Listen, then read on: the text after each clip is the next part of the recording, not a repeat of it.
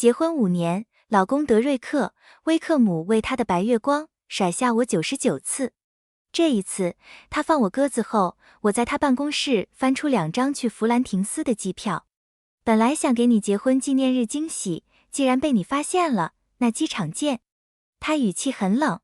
我满心欢喜地收拾打扮，早早到了机场，从清晨等到深夜，德瑞克却没有来。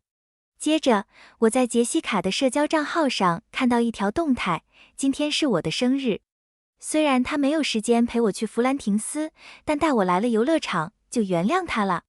放在从前，我会哭着打电话质问，但这一次，我是真的累了。第1章，深夜的机场冷得要命，外面下着倾盆大雨。杰西卡那条动态看得我气血翻涌，我死死捏着手机，强忍着没把它砸出去。这已经是德瑞克第99次放我鸽子了。我控制不住的发抖，心里最后一点念想也彻底熄灭了。就在1周前，因为杰西卡被锁在家门外，德瑞克在宴会上抛下我，让我被众人嘲笑指点。宴会地点偏远，最后是一位好友绕远路来接我，结束后又把我送回家。我为此生了德瑞克很久的气，直到在他办公室看到那2张去弗兰廷斯的机票。发现机票时，他冷冷地说，本来想给你结婚纪念日惊喜，既然被你发现了，那机场见。我知道他不过是在安抚我。每次他因为杰西卡对我食言，都会送我一份礼物，而愚蠢的我每次都上当。我总是心软，很快就原谅他。但这一次，我只感到无尽的疲倦。机场外暴雨如注，我冷得直打喷嚏。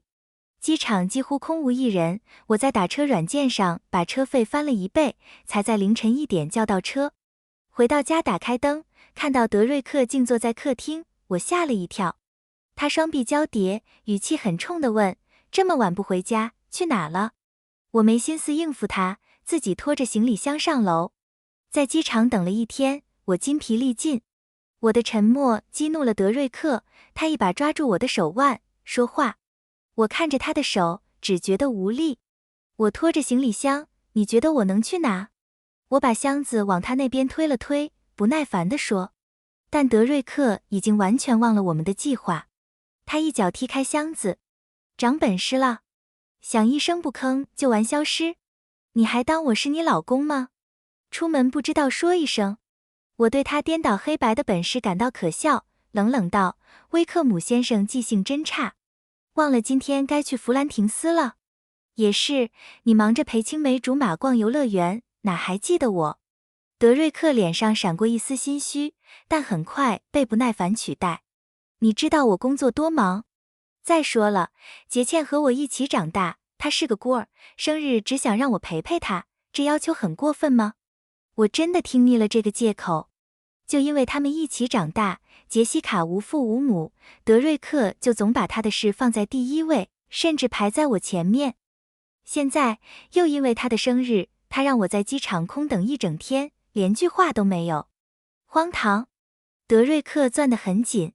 我用力抽回手，平静地说，行，是我不对。对不起。放在以前，我肯定要争个没完。但现在，我只觉得累，只想结束对话，上楼休息。德瑞克盯着我，似乎有些困惑。他看了我很久，像在寻找什么。但很快，他松了口气，你能理解就好。明天忙完带你去度假村。说完，他越过我上了楼。我心不在焉地应了声，拿出手机联系一个许久未见的朋友。如果没猜错，明天度假，德瑞克多半又会被杰西卡以各种理由叫走。那样的话，我不如联系朋友，开始准备离婚的事。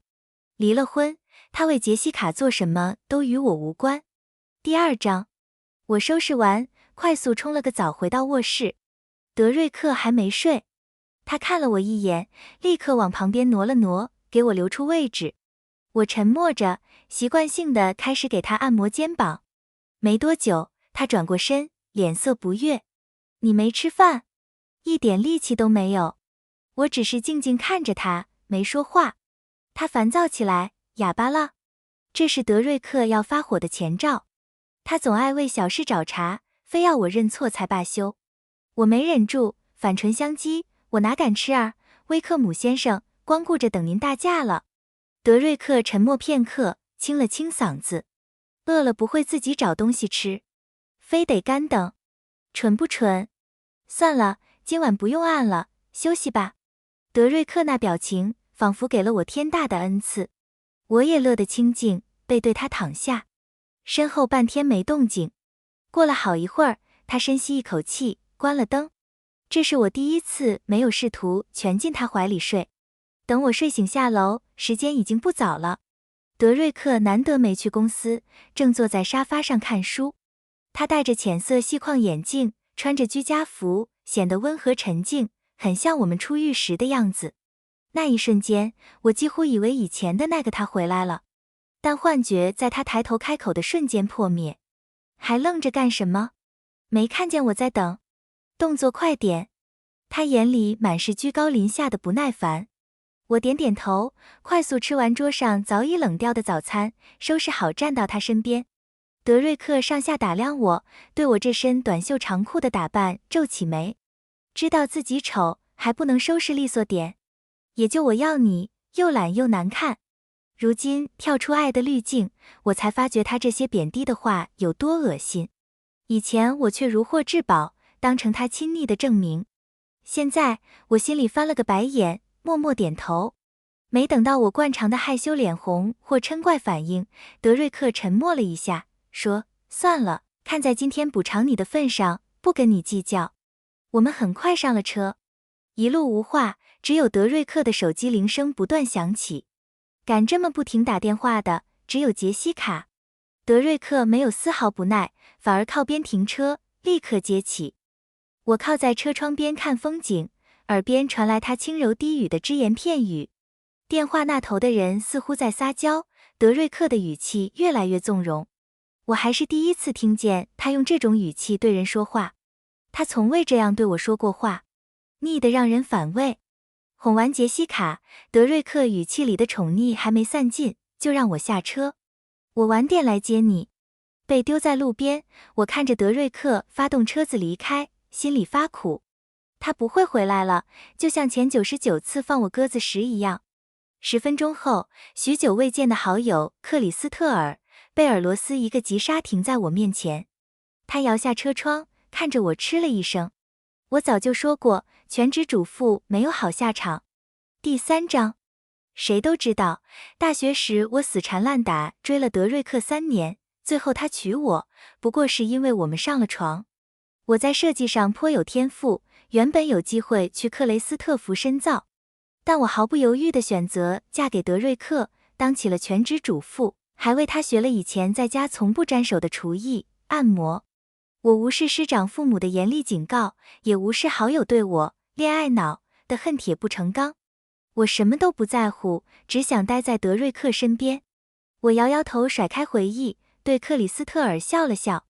今天找你来，是想请你帮我拟一份离婚协议。克里斯特尔闻言一震，立刻把我拉上车。我听着他絮絮叨叨，说会帮我多争取权益，让我早点脱离苦海。第一次，我感到如释重负，连被德瑞克丢在路边的委屈也慢慢散了。克里斯特尔拉着我去庆祝即将到来的新生，玩到后半夜才放我回家，也不让我看手机。等我终于查看消息，德瑞克的电话和短信几乎要挤爆我的手机。我回他信息，发现消息发不出去，他把我拉黑了。但我一点也不在意，反手也拉黑删除了他。眼不见为净。第二天早上回到家，我看到杰西卡也在，她端着一盘早餐，一见到我就冲过来拉住我的手。你回来啦，快坐。那架势倒像她是这里的女主人。杰西卡凑近我，压低声音，克拉丽，昨晚你没回家，我才能在这儿。不过就算你在，我迟早也会来。说完，她得意地看着我。她明艳漂亮，而我当了多年围着德瑞克转的主妇，面色苍白憔悴。若在以前见到她，我会自卑心酸，但这次我没有如她所愿的生气，只淡淡笑了笑。是吗？欢迎，请自便。我包里装着克里斯特尔拟好的离婚协议，只想尽快拿给德瑞克。但杰西卡拉着我的手不放，叽叽喳喳说要我教她做早餐，以后好做给德瑞克吃。不知何时，德瑞克下了楼，他快步走过来，挡在我和杰西卡中间。他眼下挂着黑眼圈，脸色阴沉。克拉丽丝，你又想对杰茜做什么？第4章。杰西卡连忙摇头，瑞奇，别这样。小克拉没对我怎么样。他那甜腻的称呼让我恶心。我后退一步，你听到了，我什么都没做。但德瑞克脸色更沉，指着我斥责，你当我会信？我明明看见你推他，你一向针对他，他这么久没在你面前出现，你老毛病又犯了，还敢当着我的面动手，真是把你惯坏了。我只是想把被杰西卡拉着的手抽出来，就换来德瑞克一顿骂。荒唐！连杰西卡也躲在他身后，得意地看着我。他不是第一次这样偏袒他了。我想起以前给他做的布艺护身符，那是我第一次碰针线，花了1周才做出来。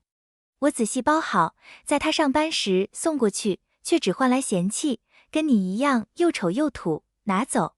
我当时难过极了，暗下决心下次做个更好的。没等我拿回来，杰西卡一把抢过去。她一脸天真甜美，眼睛发亮地看着护身符，我觉得好可爱。可以给我吗，小克拉？德瑞克当场就替我答应了。但几小时后，我就看见杰西卡随手把它扔进了垃圾桶。我气疯了，冲过去当着德瑞克助理卢瑟多伊尔的面扇了他一耳光。事后，杰西卡捂着脸哭，克拉丽抢走护身符，自己扔进垃圾桶，还打我。我从没得罪过他，他为什么这么恨我？连当时唯一的目击者卢瑟也帮腔，说我恶毒。德瑞克对我失望透顶，让我滚出去，再也不准踏进公司。那时我只能哭着求他别赶我走，但他丝毫不为所动，转身就让卢瑟立刻送我回家。现在回想，我只想给当时的自己一耳光。我很平静，向德瑞克解释毫无意义。我从包里拿出离婚协议，既然你在家，把字签了吧。